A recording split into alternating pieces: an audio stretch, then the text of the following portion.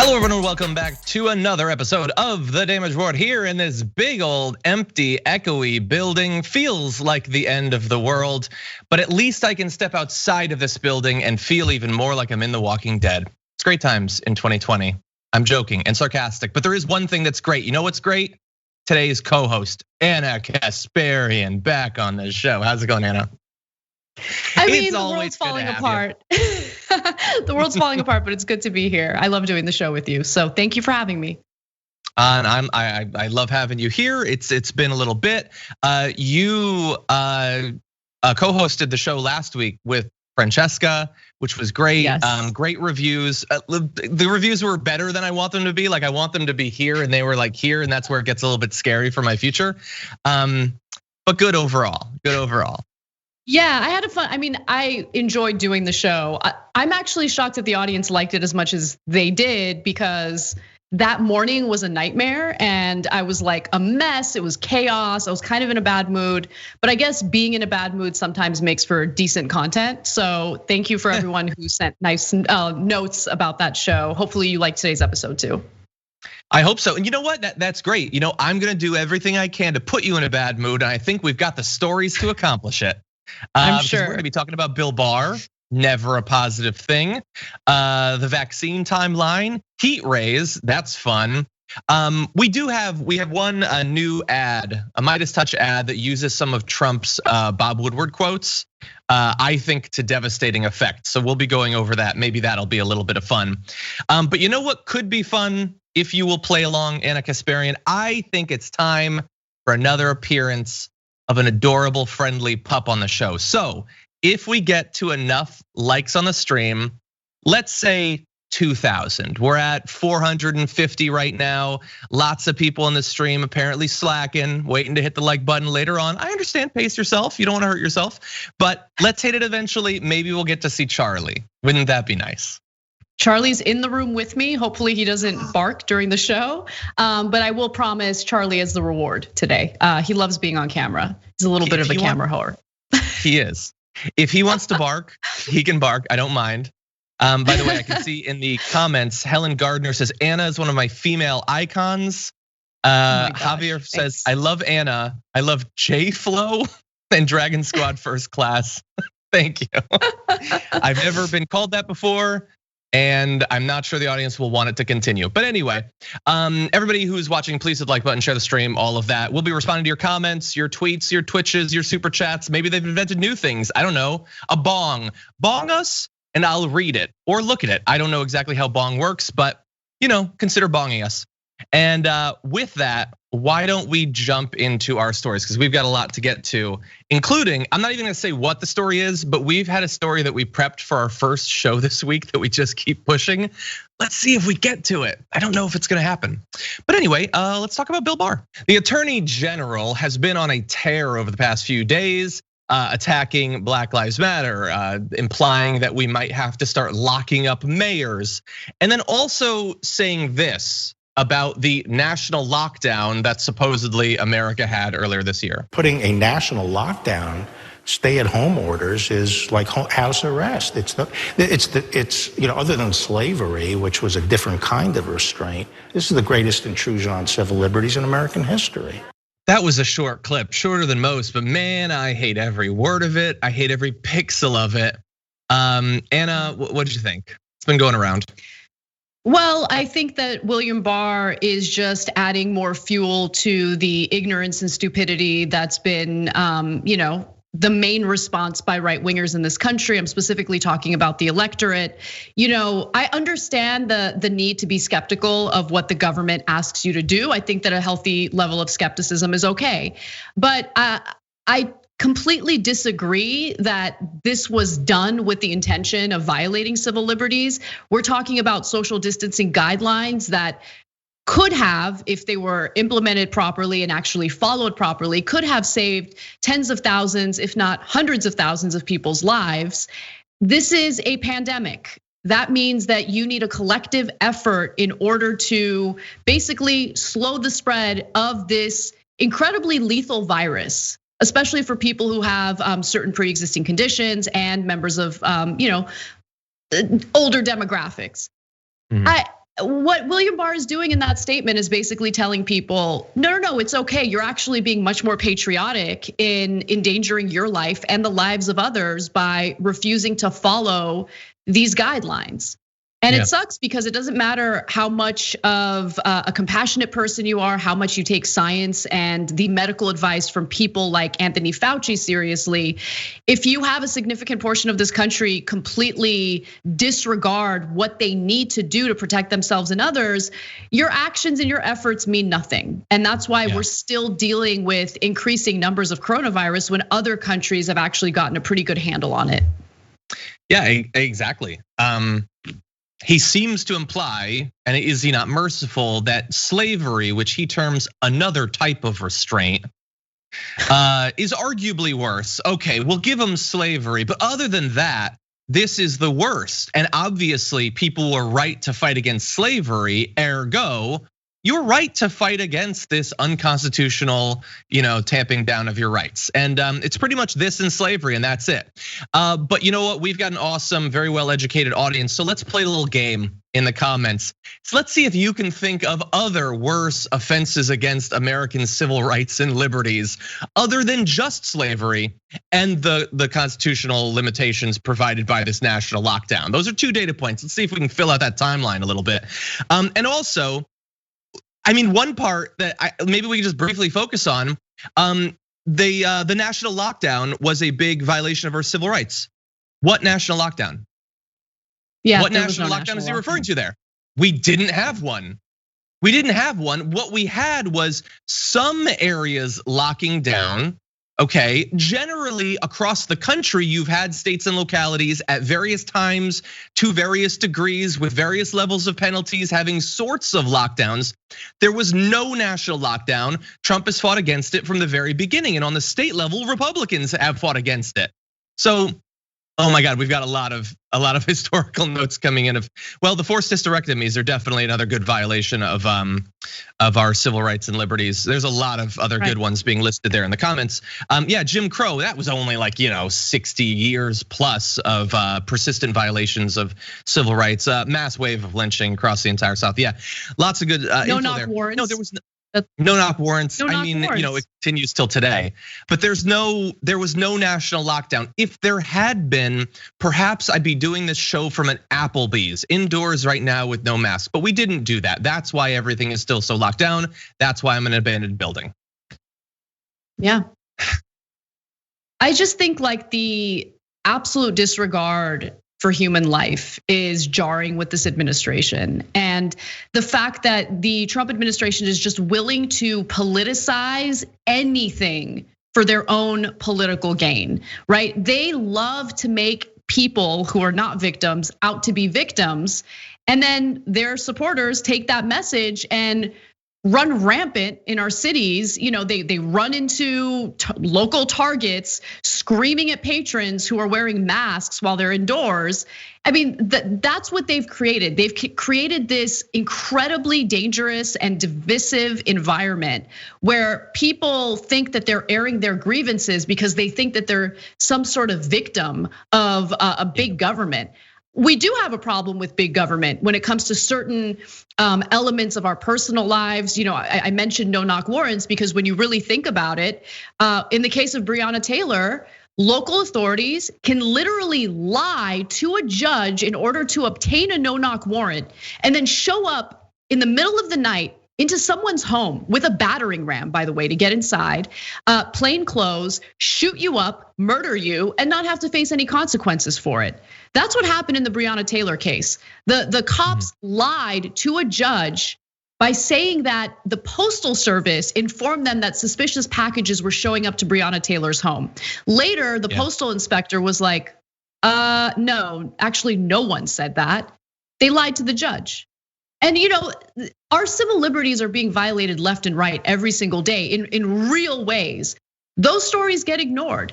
Those types of cases are encouraged by the Trump administration. But when it comes to something as simple as wearing a mask and attempting to just stay indoors and stay away from other people so this virus doesn't spread and kill more individuals, no, that's where the government is a little too big. That's where civil liberties are a problem. Exactly. And as you mentioned, there is no federal lockdown. There never has been, there never will be.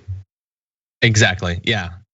No, and I mean, you're right to mention the no-knock warrants. I mean, like plainclothes police officers driving up in a Kia minivan, snatching people off the street and driving them away. And God help you if you fight back against what appears in every way to be a kidnapping, because then they'll just gun you down and face no consequences. Barr doesn't appear to have a problem with that. And every right winger in the country doesn't appear to have a problem with that, because they care about law and order and they care about the Constitution and they certainly care about civil liberties.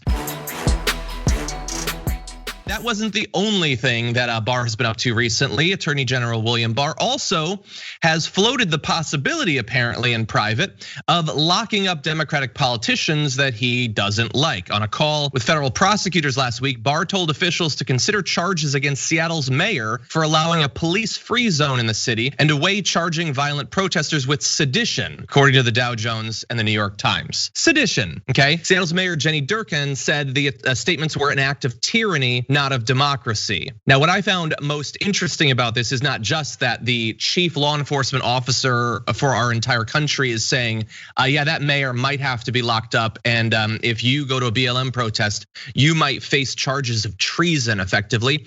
It's that he said all of this on the same day, apparently, that news broke that he also criticized what he called the criminalization of politics, railing against television pundits for speculating on whether an official's deeds constitute some esoteric crime. He said, now you have to call your adversary a criminal. And instead of beating them politically, you try to put them in jail, saying that the US was becoming akin to an Eastern European country. What administration exactly is he a part of that he thinks the other side is criminalizing politics? And by the way, he might be locking up the mayor of Seattle too. So balance those two things, stuff those both in your head and see if they work out. For some right wingers, apparently it's okay. Yeah, this administration ended up being far worse than even I expected, and I knew it was gonna be bad. What we're seeing is our entire democratic system getting dismantled by one administration, our actual civil liberties and freedoms deteriorating.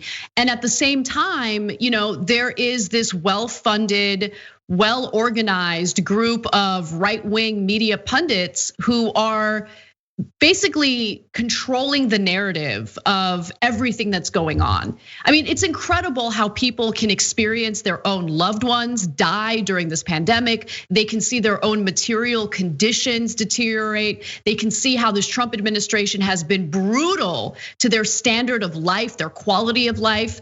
But all you need is a well-organized propaganda machine on the right to really control the narrative and somehow pin the blame on people who have no power. That's the thing that really blows my mind.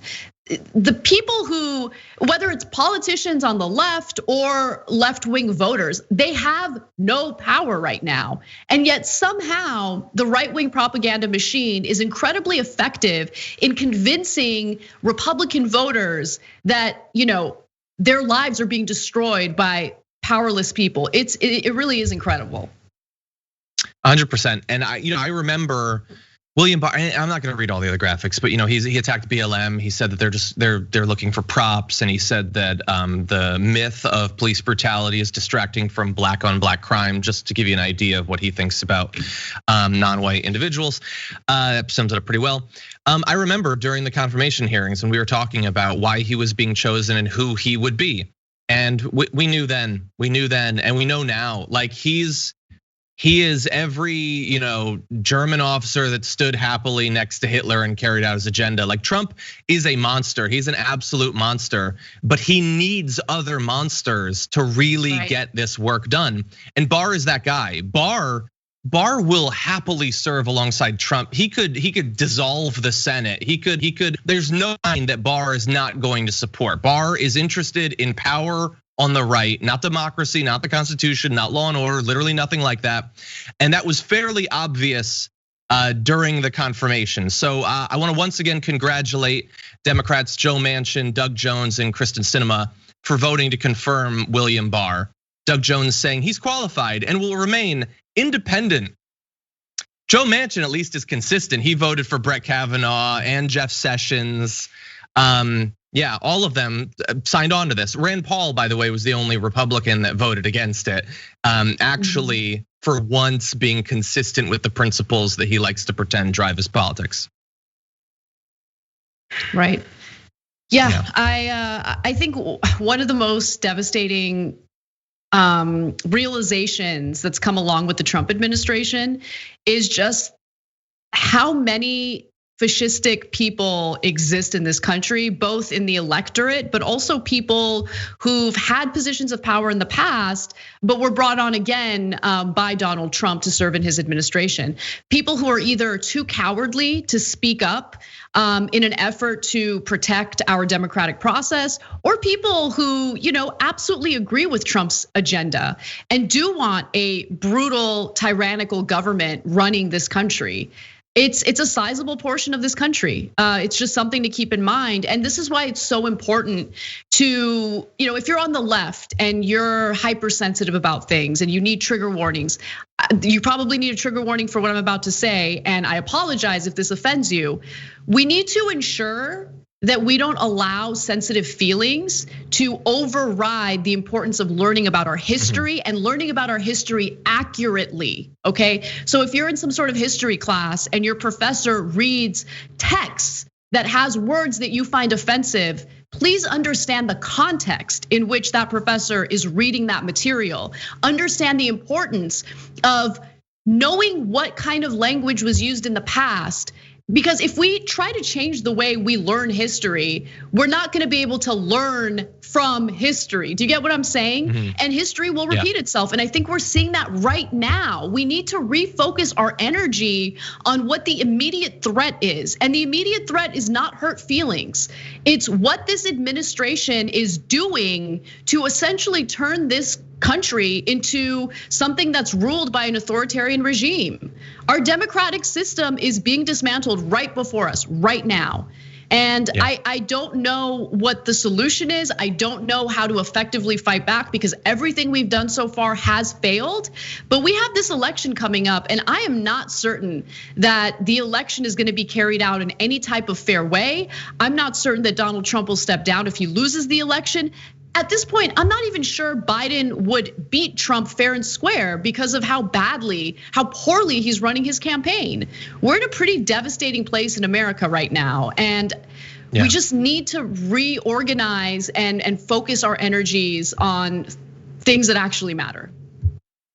Yeah, exactly. Yeah, I think he has to lose. We have to engage in an election that'll be fundamentally unfair and the vote will be suppressed and somehow still succeed because there's no checks and balances that are going to work. There's no norms that are gonna protect us.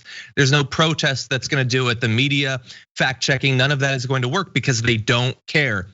You can't shame them, you can't point out their hypocrisy, none of that works anymore. We have to get them out. That is literally the only way to stop the suffering. Or at least begin the process of it anyway.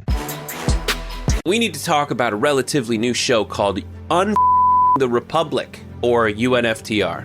As a Young Turks fan, you already know that the government, the media, and corporations are constantly peddling lies that serve the interests of the rich and powerful.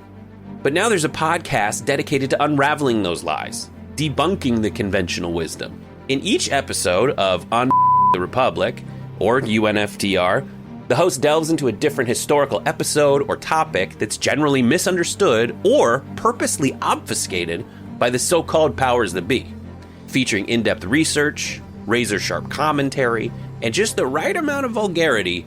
The UNFTR podcast takes a sledgehammer to what you thought you knew about some of the nation's most sacred historical cows. But don't just take my word for it. The New York Times described UNFTR as consistently compelling and educational, aiming to challenge conventional wisdom and upend the historical narratives that were taught in school. For as the great philosopher Yoda once put it, "You must unlearn what you have learned." And that's true whether you're in Jedi training or you're uprooting and exposing all the propaganda and disinformation you've been fed over the course of your lifetime. So search for UNFTR in your podcast app today and get ready to get informed, angered, and entertained all at the same time.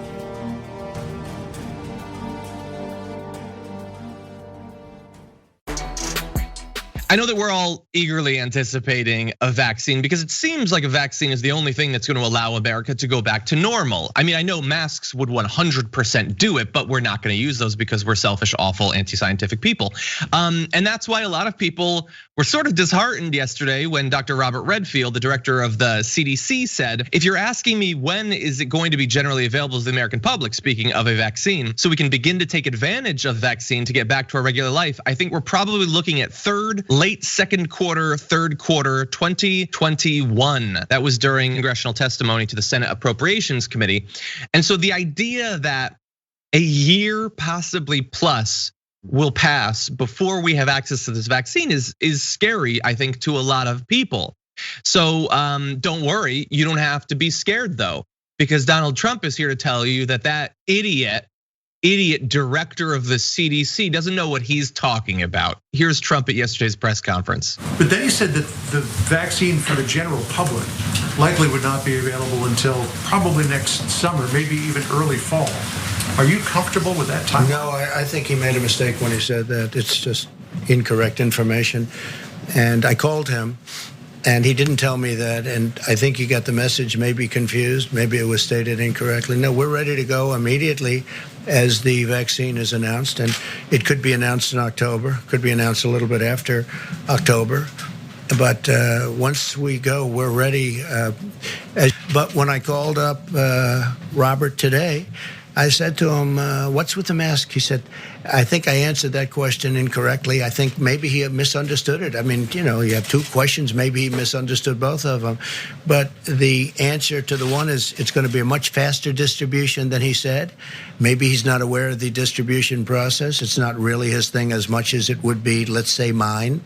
But the distribution is going to be much faster. As far as the mask is concerned, I hope that the vaccine is going to be a lot more beneficial than the masks because people have used the masks. And as far as the mask is concerned, he made a mistake. Okay, so Dr. Redfield, director of the CDC, doesn't know anything about masks, doesn't know anything about the vaccine, the timeline, the distribution, anything. And he was so embarrassed by how stupid he had been in his answers that he immediately called Donald Trump to apologize for being so wrong about it. Those are all things that totally happened, Anna. Yeah.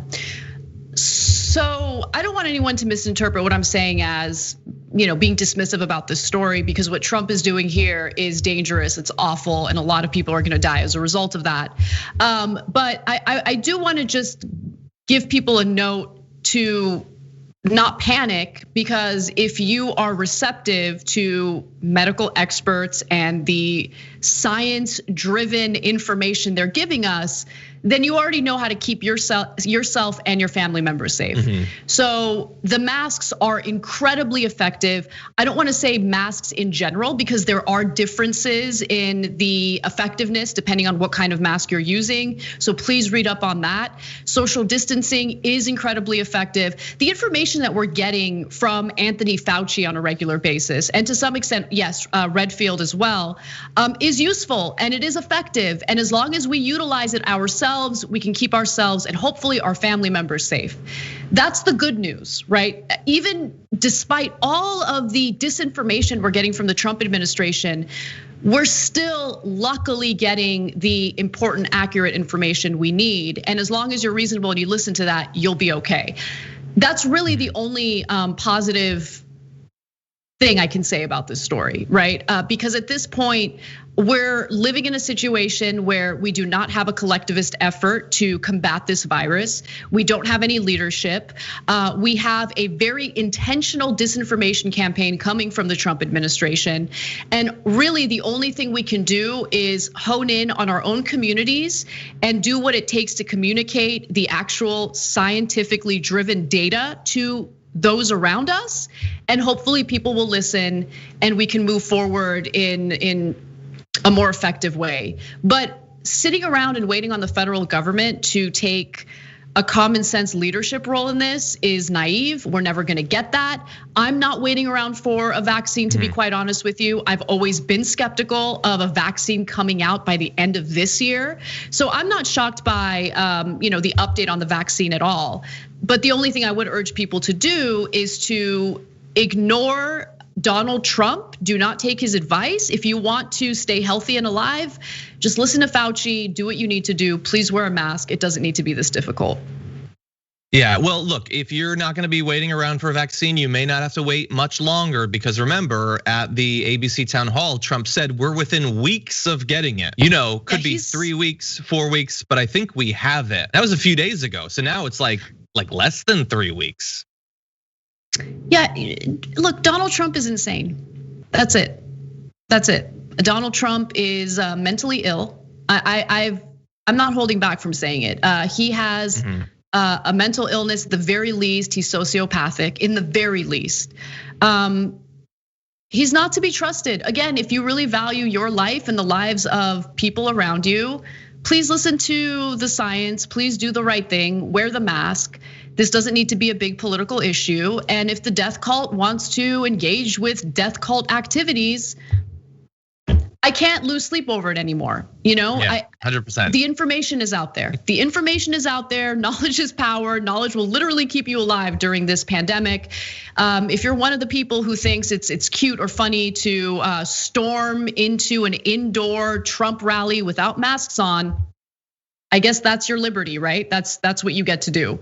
Just understand that people like me, we want to stay away from you. That's it. Exactly. Anyway, look, obviously it's a lie. I only mentioned that timeline. It's one of two things. Either it's how he says everything is coming in 2 to 3 weeks, and that means never. Or I just want everyone to be ready for it. I've been saying it over and over. He's going to announce distribution of a vaccine before the election. And it doesn't even mean really that he's rushing it. Like, he could announce it and say it's coming, and they could have produced none, but he's gonna say it, and it's gonna get fact checked. Within a day or two, we'll have congressional testimony. No, there's nothing. We don't have anything. But I'm saying there will have been a news cycle already, so everyone needs to be ready and need to start talking to people to get them ready for what will definitely be an attempt to swing this election in his favor immediately before it, which is definitely coming, possibly in 2 to 3 weeks. As a reminder, Joe Biden is the Democratic candidate for the presidency this year. I know it's easy to forget that from time to time, especially if you live in certain states where apparently they're not really doing much in the way of campaigning. There is a insane report in Time right now about the state of the campaign in Michigan, for instance. Let's update you a little bit on how things look. And bear in mind, this is about the Biden campaign in 2020, not about the Clinton campaign in 2016, even though it sounds kind of similar. So it's not even clear that Biden has opened any new dedicated field offices in the state. Because of the pandemic, they've moved their field organizing effort online. The Biden campaign in Michigan refused to confirm the location of any physical field offices, despite repeated requests. They say they have supply centers for handing out signs, but would not confirm those locations either. The campaign also declined to say how many of their Michigan staff were physically located there. When the reporter Charlotte Alter asked Biden campaign staffers and Democratic Party officials how many people they have on the ground in Michigan, one reply stuck out, quote, "What do you mean by on the ground?" So we have more, which we'll get to, but that's a lot already. So Anna, how do you feel? I feel that Biden has a decent chance in losing. And I'm not saying that to be hysterical or scare people. I'm saying it because he's making a lot of pretty significant mistakes, including everything you just detailed right now. There's been actual research done into how effective social media activism is, for instance. And guess what? It's actually not very effective. So if the Biden campaign has decided to move everything to online organizing, there's a very good chance that it won't be effective. And there's a very good chance that they're gonna fail in reaching out and connecting with the voters that they need to convince to vote, right? So because one of the biggest issues is, people don't like Trump, people don't like the state of this country. But you need to give people enough energy, enough motivation to either mail in that ballot or show up to the polls to vote. And that takes a lot of work, that takes a lot of organizing, that takes a lot of persuasion. And I just haven't really seen much of that by the Biden camp. And it was something that I suspected earlier, but once this news story broke, it just kind of confirmed what I was already suspecting. And you can see it play out in the polling, specifically in the swing state polling, where Biden initially had a pretty big lead over Trump, but he's closing that lead quite a bit. He's narrowing that gap between himself and Biden. Yeah. Well, look, I know that they'll say, it's the pandemic, but the thing is, there are still things you can do, and you can wear masks, and you can knock on doors and talk to people from 12 feet away or something like that. Yeah, it's not ideal. Nothing in 2020 is. You can still do it. But to give you a little bit more from this article, there are no young volunteers in Biden shirts pounding the pavement for their candidate, no clusters of posters marking the Biden field offices in various precincts, few bumper stickers on the highways. There are more Biden signs than Hillary Clinton back in 2016, locals say, but not enough to give the impression of an enthusiastic presidential campaign in a crucial swing state. So let's give their side, because all of this is obviously very critical and I think realistic. The campaign says it's reached out to 1.4 million voters during the Democratic convention and the weekend that followed, with 500 digital organizing events and 10,000 volunteer signups. In the week before Labor Day, the campaign sent 500,000 texts to Michigan voters, one every half second. It has just replaced the trappings of a traditional ground game, volunteers knocking on doors, distributing literature and so forth, with a digital field operation. But again, as we said, we don't necessarily have much faith that that's actually a one-to-one replacement, that will actually necessarily work. Yeah, I hope they're right, but the evidence doesn't bear it out. I mean, again, you just look at the polling. Look at the polling and what's happened, in the last month, for instance. So they can tell us that they're doing all of these great, fantastic things to get out the vote for Biden. But whatever they're doing, I just hope that they're looking at the evidence and like recalibrating their strategy here. Because if they're refusing to take any of the evidence seriously, well, then they're gonna lose. And by the way, Biden needs to win by a lot. It's not, he can't squeak by. He can't squeak by, exactly. He needs to win the popular vote by a pretty significant margin in order to win the Electoral College. Now, let me give you a little bit more good news, I guess context. So let's talk about Michigan over the past few years. In 2018, Dems flipped 2 House seats, kept a Senate seat, and elected a Democratic governor. Last year, they knocked on more than 85,000 doors. In the August state primary, Democratic turnout was at a record high. And as many people have pointed out, while there is obviously an enthusiasm gap in terms of wanting to vote for Joe Biden, over the past few years, we have had quite a few elections that have demonstrated that Dems want to vote against Trump. So I don't like that as your principal strategy, but that doesn't mean that it isn't going to be at least somewhat effective. However, in Michigan in particular, let's take a look at the sort of polling period over the past few months. Biden is still leading by a few points, but you can see that it has narrowed. Now, it has narrowed before and then widened. We can't say for sure exactly how things are gonna work out, but it's still closer than I would want it to be, And Hillary lost by, was it 10,000 votes, I think, in 2016? Like, I don't want another squeaker like that, especially in an election where Trump is getting ready and Fox News is getting ready to claim that anything other than an incredible blowout is illegitimate, and in fact, possibly even a blowout would be. They have to take this seriously. They still have 2 months. You have $1 billion. You can send people to Michigan and begin knocking on doors. You can sign up volunteers. If you want volunteers, there's a lot of progressives that were you to make a few policy concessions, you might get them to start pounding the pavement for you. They've done it for other races. This report is not coming out 2 months after the election. It's coming out 2 months before the election.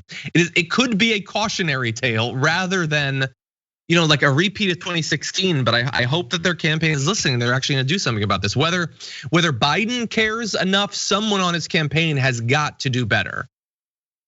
Yeah, and one final thing about this, earlier in the week, there was a story involving Bernie Sanders. It started off with a piece in the Washington Post where people close to Sanders shared that he's concerned about how Biden's performing and really wants Biden to shift his focus on the bread and butter issues that really do motivate young voters to get involved and show up to the polls.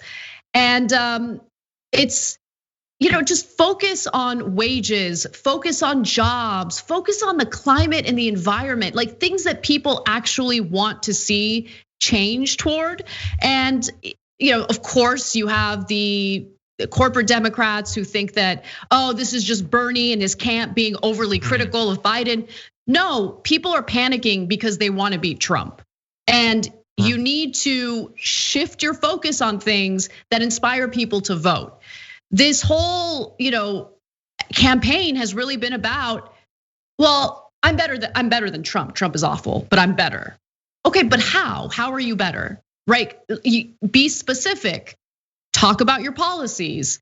Talk about how they're better than Trump's. Talk about what you're gonna do about wages. Talk about what you wanna do about the environment. Look, part of the problem is Biden's policies don't go far enough, but they are demonstrably better than Trump's.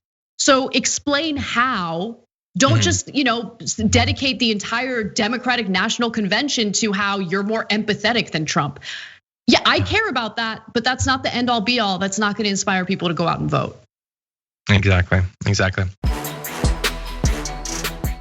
Okay, you remember the protests outside of the White House that Trump violently dispersed with tear gas and people being beaten so that he could go do a photo op in front of a church and hold a Bible upside down, which I think is one of the signs of the Antichrist. I'm not sure. I'm not a Christian or anything, but certainly not a good sign.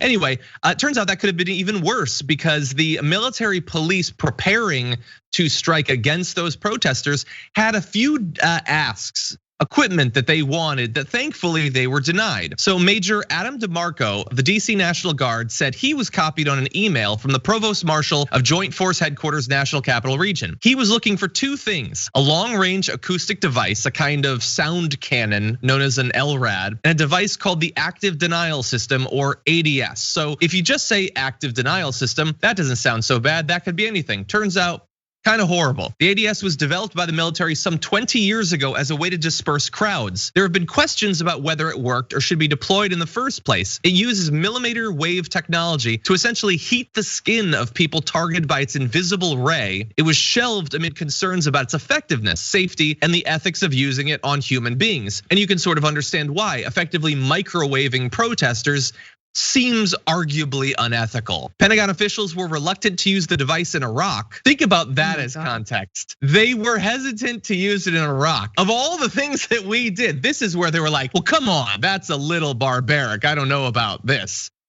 Anyway, the Trump administration had weighed using the device on migrants at the US-Mexico border, but Kirstjen Nielsen shot it down, citing humanitarian concerns and said that no one was to bring it up again in front of her. And again, like with the generals in Iraq, even for Kirstjen Nielsen, this thing seemed to cross a line. So Anna, they didn't end up having one to use here, but a request was put in to use a heat ray on Capitol Hill protesters. It shouldn't surprise anyone.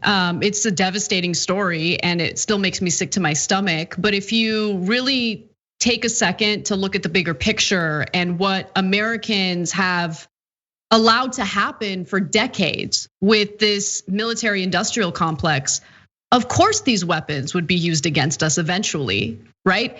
If we're okay with this type of brutal force being used abroad, and I know you mentioned that there was the potential of using these heat rays against Iraqis, and it wasn't. But still, this technology, this type of weapon was still created, it was built. What do you think it was built for? Possibly for use abroad, and eventually it will end up in our local police departments, as most Pentagon weapon inventory does, and it will be used against people like us. That's why we can't see ourselves as different from civilians abroad. We can't see ourselves as somehow special compared to citizens in other countries.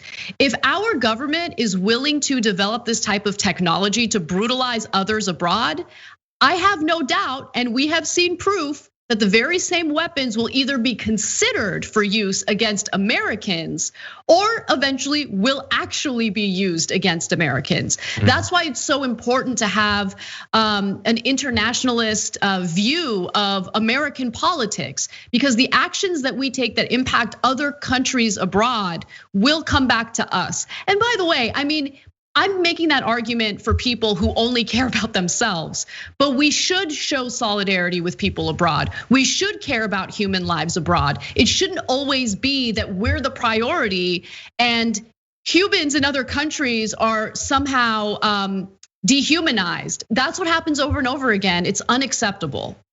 Yeah, 100%. You know what? I wanna, can we skip to the photo? Let's bring up what this looks like. This is a thing that was requested to be used against those protesters. Like, yeah, that's what they deploy against Godzilla in the movies, effectively. Not people who were protesting against the president. They had guitars. That's what they had. They had flowers. They were peaceful protesters. And look, they didn't use the ADS.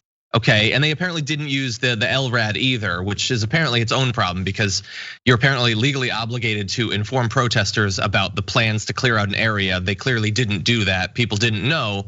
That's apparently breaking the law. LRAD, which can be used as a sort of sonic cannon, also can be used to relay those sorts of orders. It's a very mixed thing. But anyway, they may not have had the heat ray, but let's remember what they actually did. They did gas those peaceful protesters.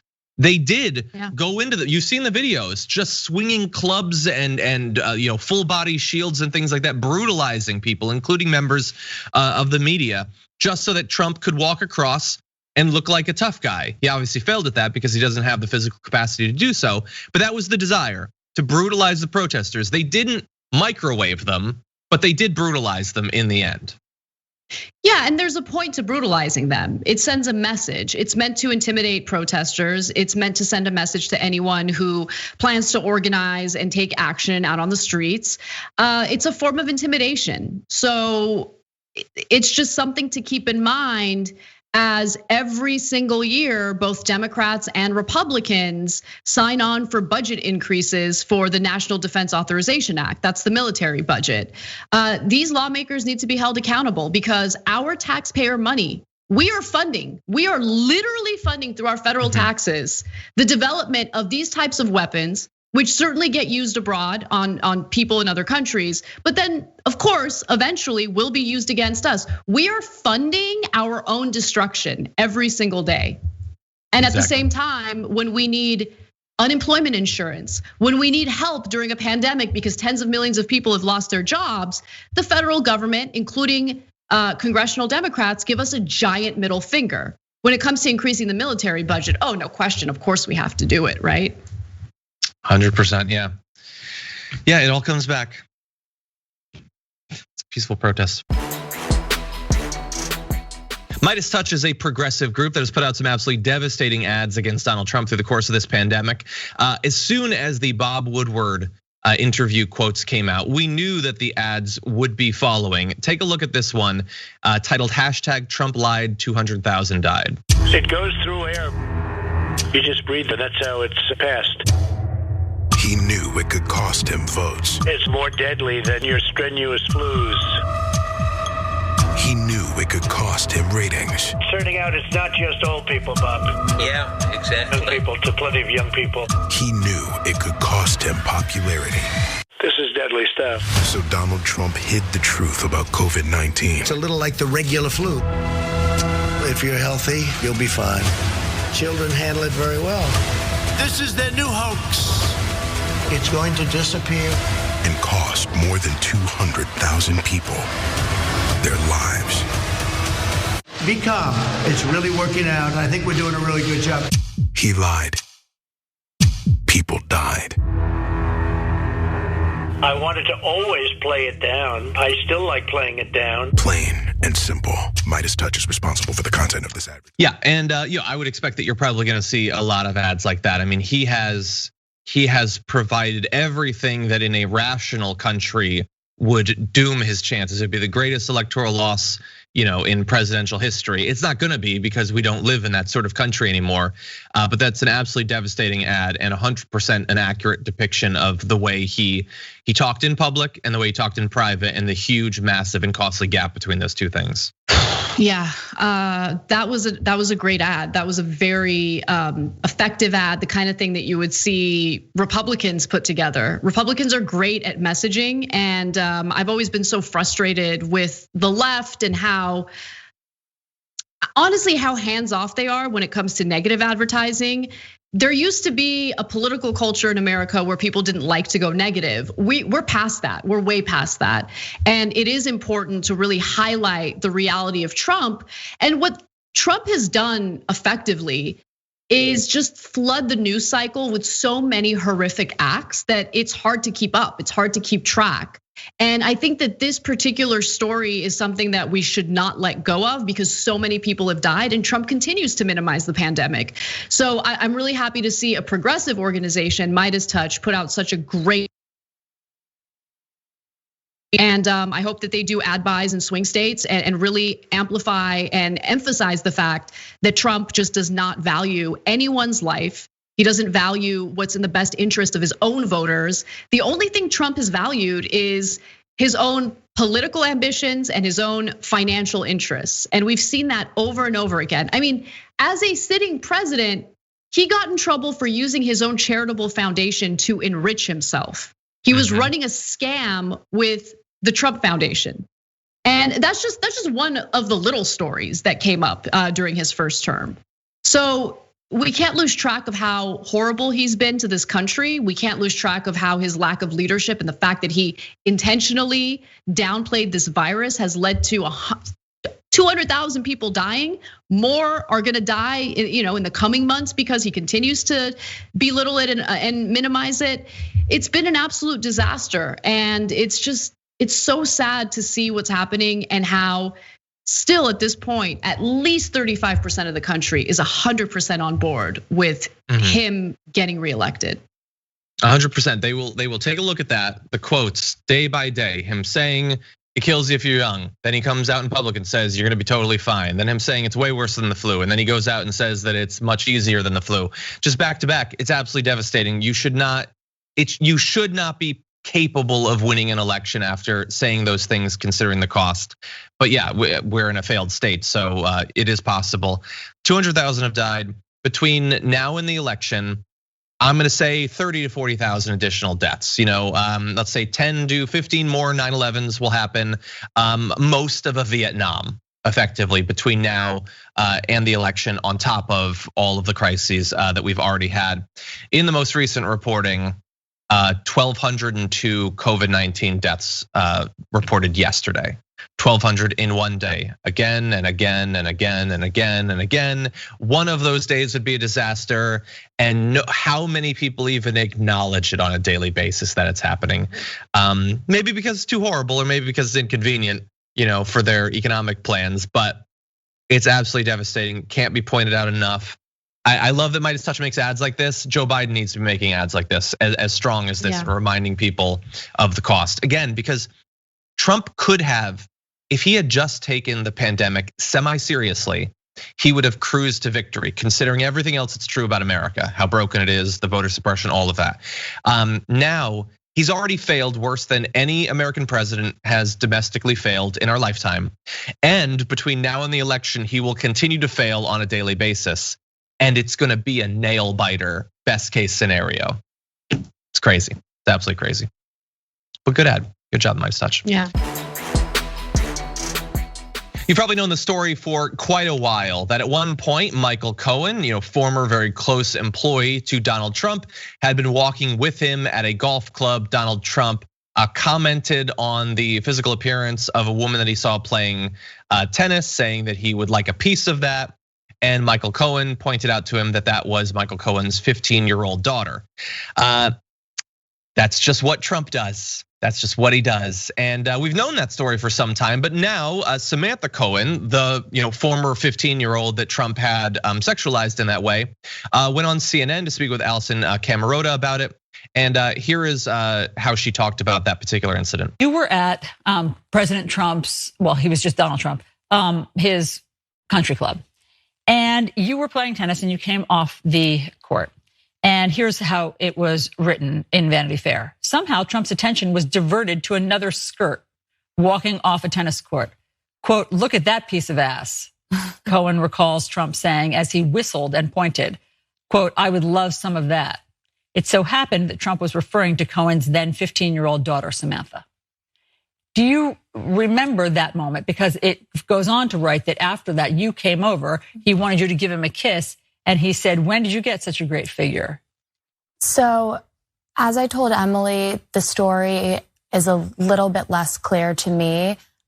I'm sure many women can relate. You become desensitized to men making these kinds of comments to you, and you allow them to go over your head and you kind of tune out the noise. But what stood out to me in that moment was he said to my dad, well, there's no way that she got her looks from you. Thank God you married a beautiful woman. And I was desensitized to men making creepy comments about me, but I was not desensitized to someone blatantly insulting and degrading my father in front of me, someone who I looked up to and loved very much. And that was very upsetting to me. And that made me think, okay, maybe Trump doesn't treat my father's. So yeah, I mean, it's obviously horrible that by the time she hit 15, she was already incredibly desensitized to the sorts of comments about herself and was therefore focusing on the Michael Cohen stuff. But yeah, no, it totally happened. And that is, let's say, the 30th creepiest thing that we have him saying about underage girls. Doesn't really crack, doesn't really break through to most people because he said such more horrendous stuff, including about his own daughter, his own flesh and blood. But the only reason I bring this up is we're in a time where millions of Americans say there is one story going on in the world, and that is the international network of rich elites and their pedophile rings and the sexualization of children. And not one of these sorts of things breaks through to them. That maybe it's not just Bill Gates and Tom Hanks and Chrissy Teigen that are eating children. Maybe the politician that you think is gonna crack down on the whole thing, maybe he's been sexualizing kids the entire time. Yeah, that's right. That's right. And I think there are two camps that we need to consider. One camp consists of people who might have mental health issues, might just not be rational people, don't really care about the truth, might be dishonest actors. I know I'm lumping in a lot of people together, but that's the group of Trump supporters and QAnon conspiracy theorists that you can't make a logical argument to, and it's really a lost cause. It is what it is. They're gonna see that the videos of Trump sexualizing underage girls, they're gonna hear his comments. It does not persuade them, they don't care. However, I think it's important to consider that this whole QAnon conspiracy theory has expanded among the electorate, particularly on the right. And QAnon has created, some interesting entry points for logical people who mean well, but they don't know that they're, maybe following a hashtag that seems completely innocent. But what's behind that hashtag is a pretty organized group of people who are trying to spread a conspiracy theory. So I actually came across a family member of mine who had reposted a QAnon conspiracy theory with the hashtag Save the Children.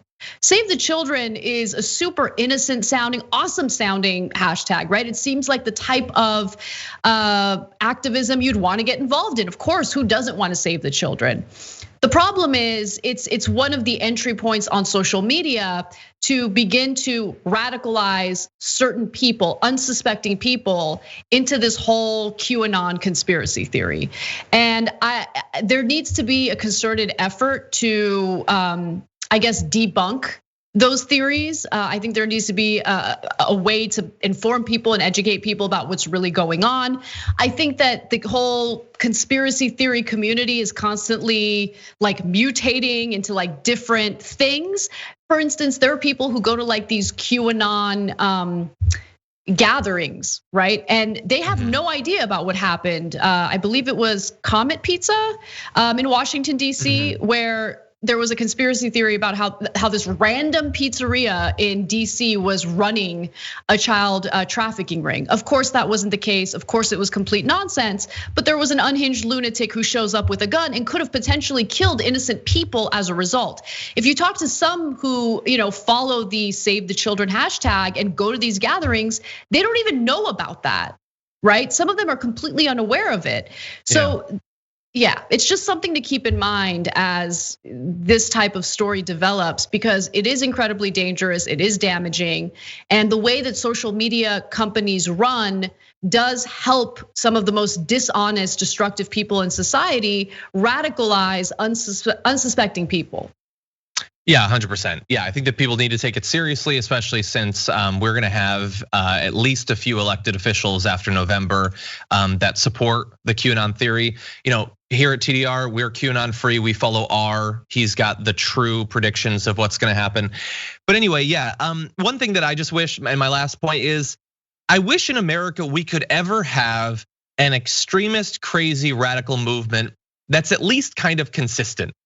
Like, if the crazy anti-abortion people really cared about the kids, and also like they did like a bit of picketing of abortion clinics, and then they also like demanded that low-income women get money and resources so that they can bring up their kids in, with a high quality of life or something. Like, make it consistent. Like if the intellectual dark web actually seemed to care at all about free speech outside of being paid huge amounts of money to give speeches at colleges, like ever, even once, that would be cool.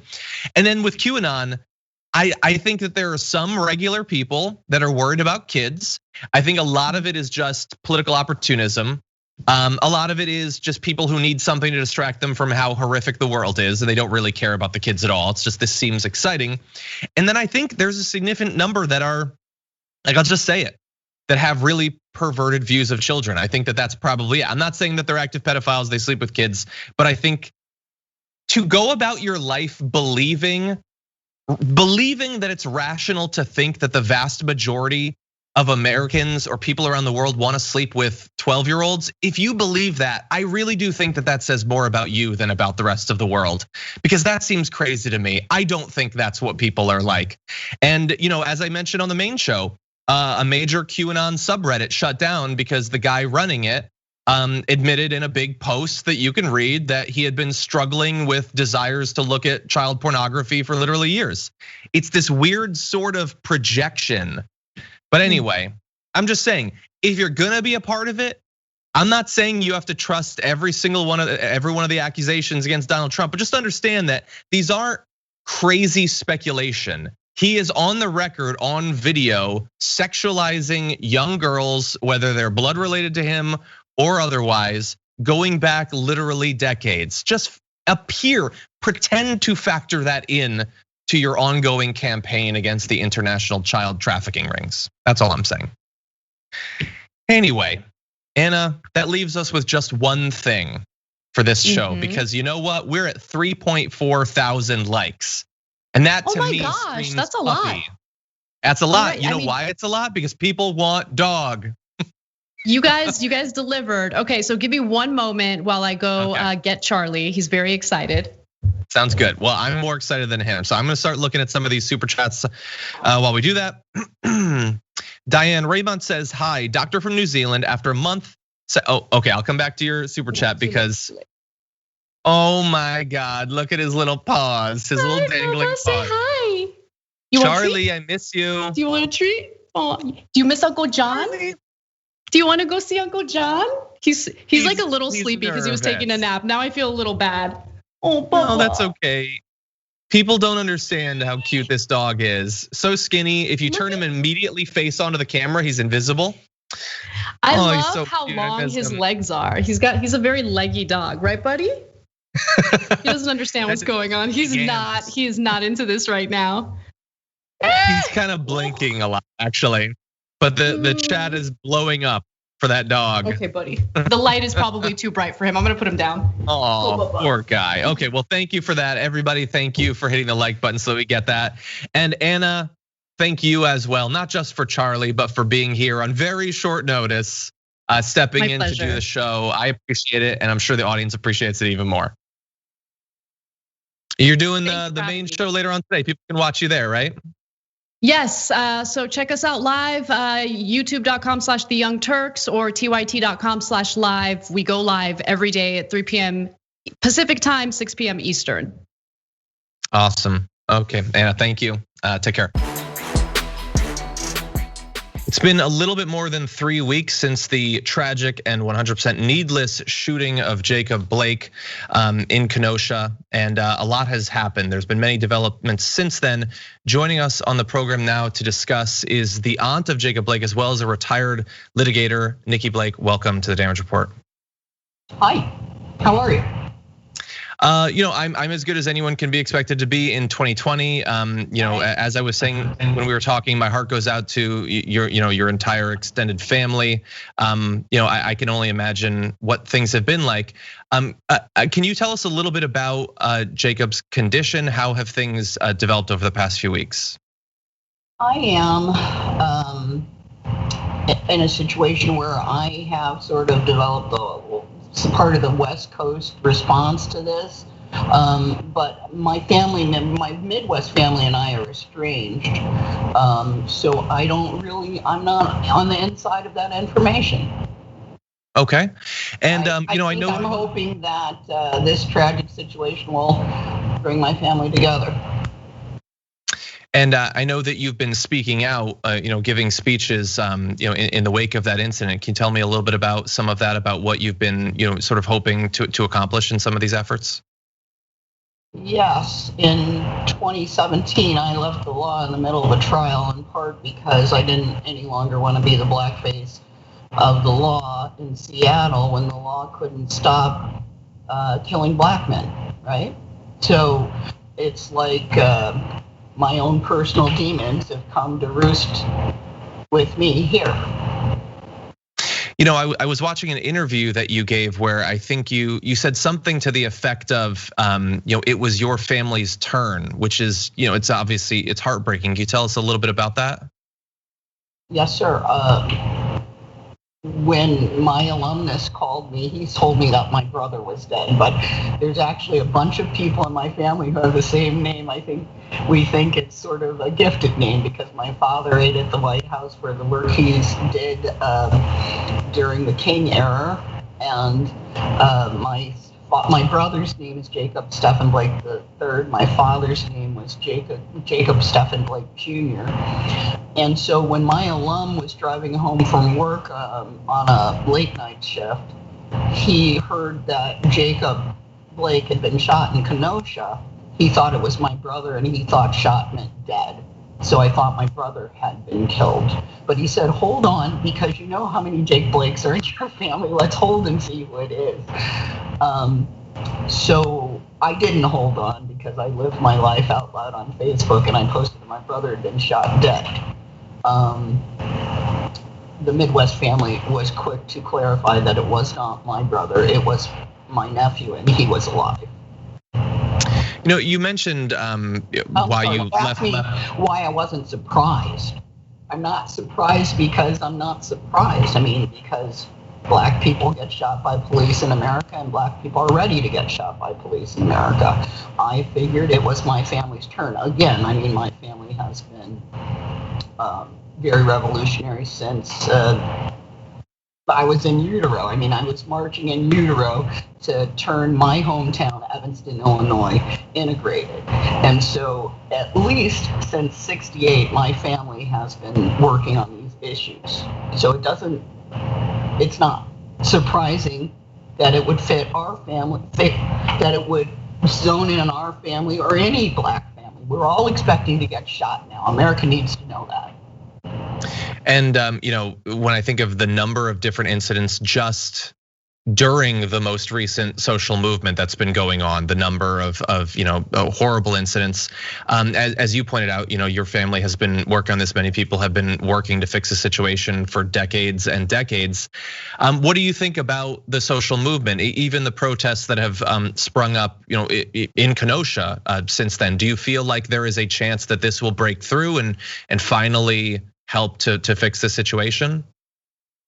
I've very snidely been saying for a long time they've finally screwed with the wrong family, right? But I actually felt like George Floyd was the family that was actually getting us changing, and I'm surprised a little bit that after, right in the middle of Floyd, we're dealing with the same stuff. We're not even done protesting Floyd. Seattle couldn't protest my brother because my brother's boy because they were protesting Floyd. We couldn't siphon off any of the people over from Floyd to deal with Blake. This is getting ridiculous. It's just, like you say, you don't even have proper time to grieve because of how quickly these come. And then you have the people who are in charge who hypothetically could do something. So few seem to really care, to really think that something needs to happen. I heard Attorney General William Barr, who was saying, these are just a couple of different incidents. It's not anything like a wave. I mean, I imagine it must be disheartening to hear those who are in charge, the most important law enforcement officers in our country, implying that there's no basis for these protests, that it's people who are taking something more seriously than it should be. No one who is protesting right now about Jake Blake is surprised by anything Mr. Barr says. Yeah. And I assume probably doesn't put too much value on anything Mr. Barr says, considering his record on this topic. Nothing coming out of the White House surprises anybody who's not a Trump supporter. Do you think, we have the social movement is going on. We're in the run up to an election. If somehow, if Donald Trump does lose and Joe Biden becomes president, what do you think about the prospects for change across the country in this area in terms of police brutality and bias in law enforcement? Police brutality against black men does not improve during Democratic administrations. Mm-hmm. Do you think that he might be willing to do something, to enact some sort of federal regulations on police departments, or do you think that it's unlikely to make much of a difference? One of the things that's happened in my small West Coast family is that I've continued to express despair in public. My trans man son has gotten angry at me for doing that, right? So he came out and started making statements. He's made a statement to the Advocate and to the Pink Times, which is sort of the European Advocate, saying that even though his mother doesn't have hope, he has hope. Mm-hmm. So after he made those statements, the Breitbart set started attacking his life, harassing him. He's really become, both me and him have become a focus of the people who criticize Trump. And the part that makes me so very sad about that is I'm a very political person. I've always been political. My kid's not political. He just got angry that I appeared to have no hope for the future. And he said, Mom, if you have no hope, the kids will have no hope. So you have to have hope for the kids.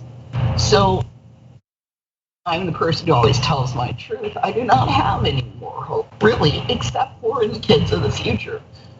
Eliot wrote a small poem about the hope he had and the hope that when his generation is charged, they will change the future, only to find commentary saying they would, if he were in their jurisdiction, they'd kick him in the balls.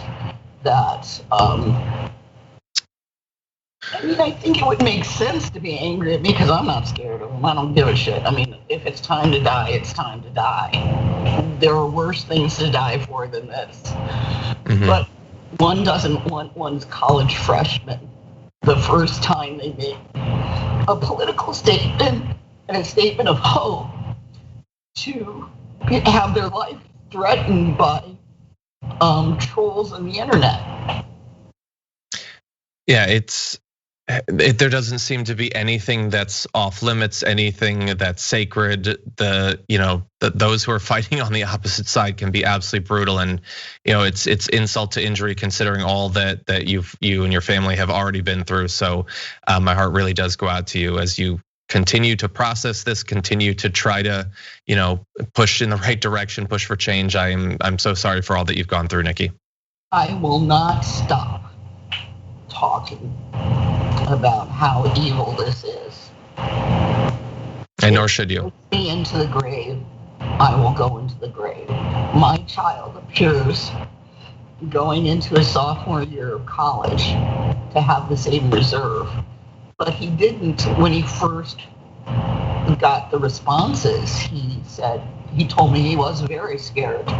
But it seems like their response caused a response from our left, or from the far left, I believe. And he feels wrapped in the safety of that. Yeah. Well, that's certainly a silver lining. A poem that he wrote about hope. I mean, I exactly assume that if they were mad at me, that would make sense. I've been trolling Trombies since 2016. But if they're mad at him, that doesn't make any sense. All he said was that we should have hope, that we shouldn't be hopeless, that this is not a thing that we can't change. Yeah. 100%. Well, Nicki Blake, I want to thank you once again for joining us and telling us a little bit about what you've been going through, what you and your family have been going through. We really do appreciate it, and we hope that in some way things get better or at least easier for you. Thank you very much.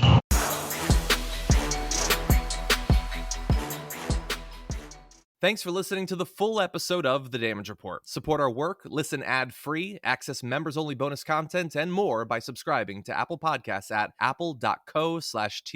I'm your host, John Darola. I'll see you soon.